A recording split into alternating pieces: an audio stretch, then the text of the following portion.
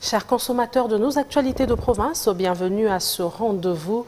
Ils se sentent vainqueurs pour cette réussite certaine. Ils s'y sont ces finalistes du primaire qui ont clôturé ce jeudi le test national de fin d'études primaires TENAFEP sur l'ensemble du territoire national. Au Kasaï-Oriental, plus de 53 900 candidats ont eu à passer cet examen. Je vous propose de suivre la visite de notre correspondant pour ce dernier jour du TENAFEP dans quelques centres de la sous-division de Mbuji-Mayi 2 dans la commune de Bipemba. La sous-division urbaine de Mbuji-Mayi 2 a aligné à cette édition du TENAFEP plus de 10 000 candidats. Des élèves repartis dans une dizaine de centres disséminés dans la commune de Bipemba et de la Kanchi. Pour s'enquérir de la bonne organisation de cet examen dans son entité, le sous-provède a fait le tour de quelques centres.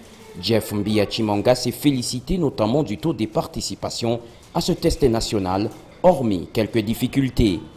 Il y a eu seulement à déplorer certaines écoles qui avaient changé de statut en dernière minute, des écoles qui ont fonctionné comme des écoles privées et qui ont changé de label pour se faire passer pour des écoles publiques. Cela pourra peut-être gêner un peu les prévisions que nous avions faites. Ça, c'est peut-être la difficulté.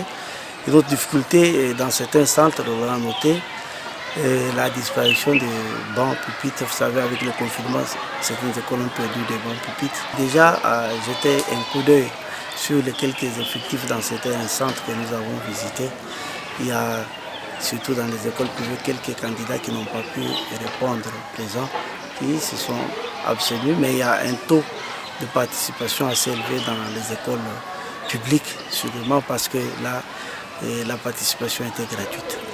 Dans un contexte de Covid-19, les gestes et barrières ont été de stricte observance, lavage systématique de mains, port obligatoire de masques. Les élèves ont été mis à l'abri de toute contamination au coronavirus.